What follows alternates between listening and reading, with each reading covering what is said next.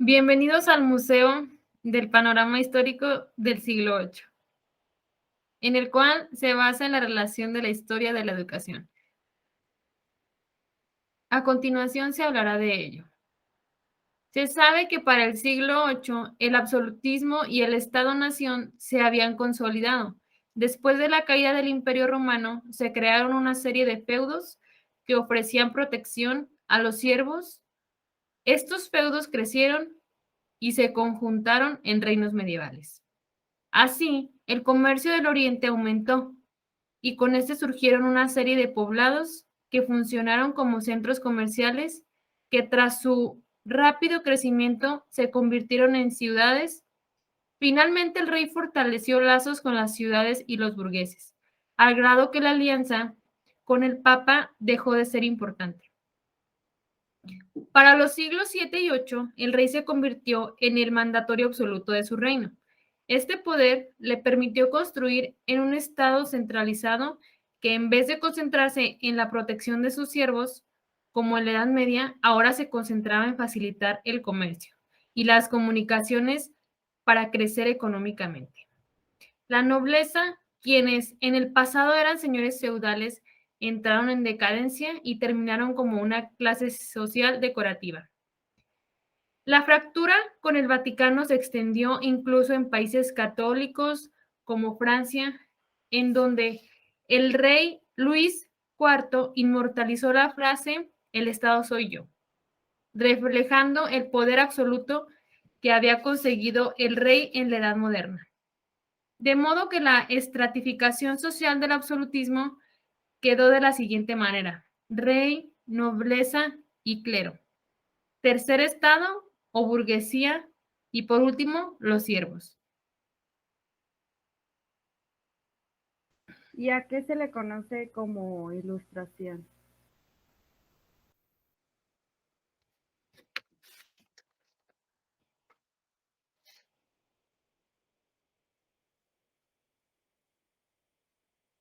La ilustración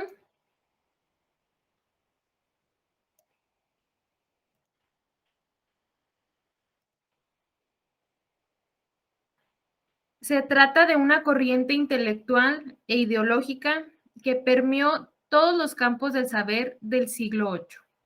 Se caracterizó por la secularización, por su lucha contra la fe y las supersticiones, y sobre todo por su racionalismo. Sin embargo, también puso la razón en el centro. La idea de centrar el pensamiento en la razón se refería sobre todo a un rechazo del pensamiento mágico y religioso medieval. Pero ¿cuáles fueron las publicaciones que antecedieron las obras de los enciclopedistas franceses?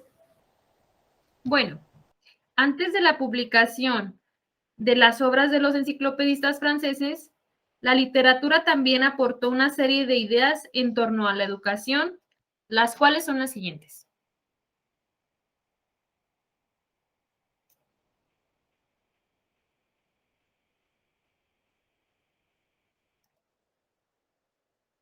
La primera es Robinson Crusoe.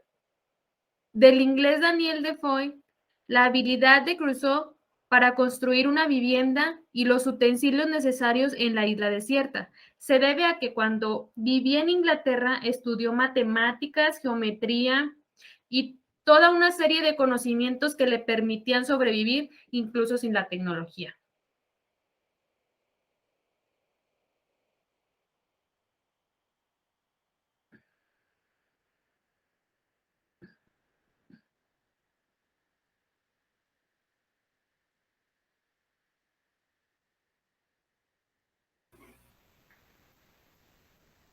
Yo tengo entendido que los viajes de Gulliver de 1726 de Jonathan Swift representa una dura crítica a la erudición y el intelectualismo sin sentido.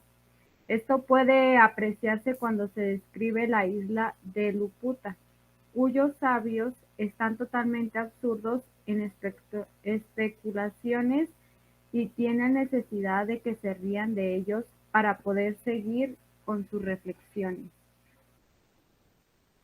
Así es, muy buena aportación.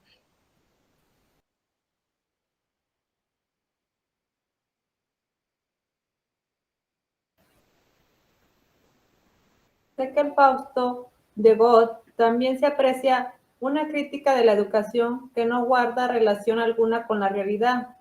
He estudiado a fondo la filosofía jurisprudencial y medicina y desgraciadamente incluso teología,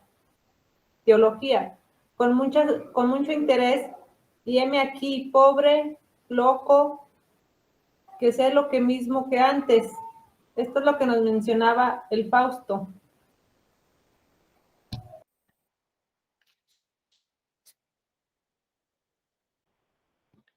Al igual que la Enciclopedia de las Ciencias, de las Artes y de los Oficios, se redactó y en ella se plasma un esfuerzo por clasificar y juntar en una misma obra las áreas del conocimiento acumulado por la humanidad. Podría decirse una especie de Biblia laica de razón ilustrada.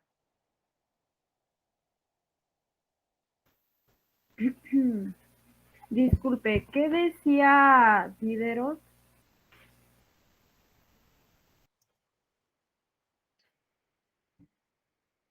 Diderot sostenía que quien tiene solamente la geometría intelectual es más bien un hombre inepto, y un artesano que tiene solamente la geometría experimental es un obrero bastante limitado. Sobre ciertos problemas, estoy seguro que es imposible obtener algo satisfactorio de dos geometrías separadas.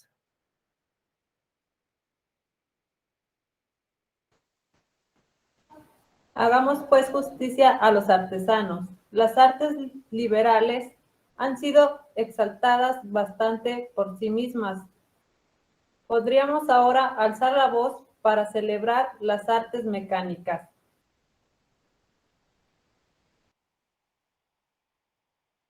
¿Alguien sabe qué aportó Rousseau a la pedagogía?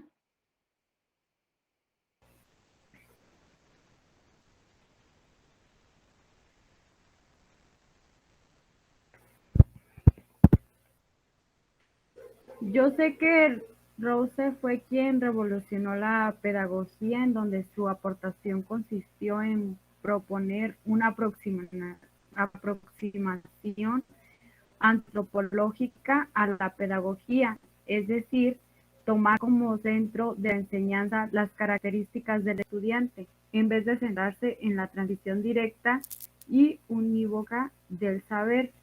Rousseau propone un nuevo acercamiento pedagógico para la enseñanza infantil.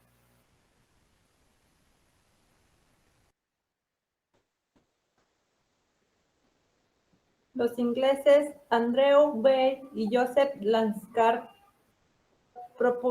promovieron lo que se conoce como enseñanza mutua. Consistía en que el maestro aprovecharía el talento de los estudiantes más destacados de su clase, quienes le ayudarían a monitorear el trabajo en equipo de su clase. En ella se aprecia un esfuerzo por precisar los métodos de enseñanza y cómo hacerlos más efectivos, y se utiliza el principio de la emulación como la herramienta principal y se elimina el castigo físico como medio disciplinario.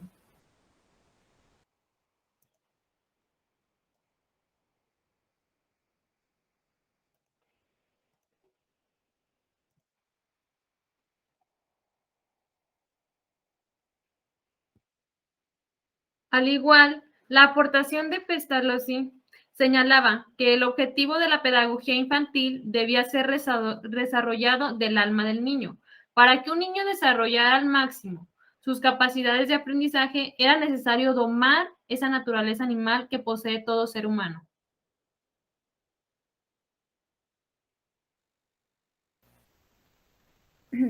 La enseñanza infantil debía fundamentarse en el efectivo por lo que el maestro debía proyectar efecto hacia los infantiles para estimular el desarrollo de la conciencia y la denominación de los instintos y las pasiones.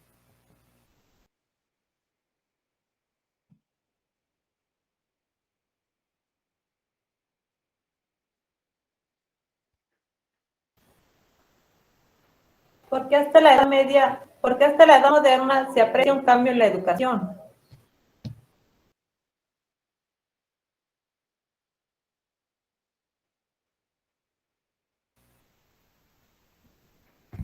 Porque nace el humanismo y hace que el hombre sea el centro de todo y podía cuestionar sin dejar de creer en Dios.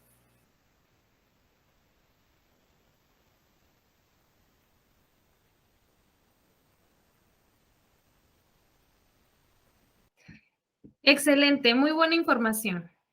Sin más motivo en particular, espero hayan comprendido sobre la educación en el siglo VIII. Muchas gracias.